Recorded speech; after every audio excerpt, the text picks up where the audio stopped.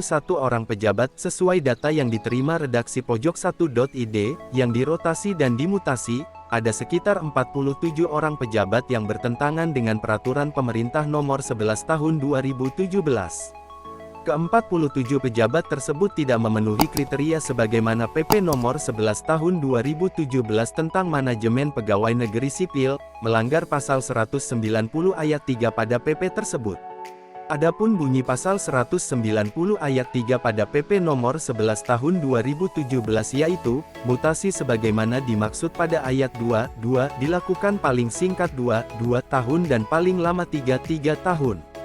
Kebanyakan 47 orang pejabat itu banyak yang baru mengisi jabatan selama beberapa bulan, bahkan ada yang hanya baru menjabat satu bulan sudah dimutasi. Namun mereka dipaksakan untuk mengisi jabatan baru, walaupun harus melanggar peraturan pemerintah. Sehingga kuat dugaan carut-marut rotasi dan mutasi pejabat di Kabupaten Purwakarta itu disinyalir ada jual beli jabatan, sudah sewajarnya bila aparat penegak hukum (APH) melakukan penyelidikan yang mendalam atas rotasi dan mutasi jabatan tersebut. Selain melanggar pasal 190 ayat 33, rotasi dan mutasi jabatan juga melanggar ayat 44 yaitu tidak sesuai dengan kompetensi para pejabat yang duduk di kursi jabatannya yang baru. Sebelumnya diberitakan, Kejaksaan Tinggi Jawa Barat membenarkan telah memanggil beberapa pejabat dari Kabupaten Purwakarta, untuk klarifikasi atas dugaan jual beli jabatan pada rotasi dan mutasi puluhan pejabat yang dilakukan Bupati Purwakarta secara mendadak.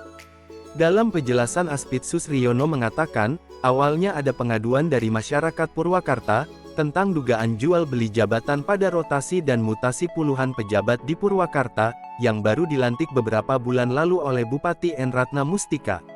Saat ini sedang kita tangani dalam tahap telaah, kata Riono, saat konferensi pers di Gedung Kejati Jabar, Jumat 23/12. Masih menurut Riono, dari hasil penelaahan dan analisa yang sedang dilakukan pada kasus dugaan jual beli jabatan tersebut, untuk mengetahui unsur tindak pidana korupsinya. Dari hasil telaah dan analisa kita ketahui unsur tindak pidana korupsi atau tidak, jelas Riono. Masih di tempat yang sama, Wakil Kejaksaan Tinggi Wakajati, Jawa Barat Jabar Didi Suhardi, menambahkan terkait dengan kasus dugaan jual beli jabatan di Kabupaten Purwakarta. Menurut Didi Suhardi memang saat ini bidang Pitsus sedang menangani kasus tersebut, hanya saja tahapnya sekarang ini dalam proses klarifikasi. Tahap ini menurut Didi Suhardi, untuk meminta keterangan kepada pihak terkait baik pelapor maupun terlapor yang nantinya akan dianalisa. Apakah ini terkait tidak pidana khusus suap atau perkara lain sehingga kita nanti akan dapat keterangan setelah pengumpulan data hasil analisa tadi, beber Didi Suhardi.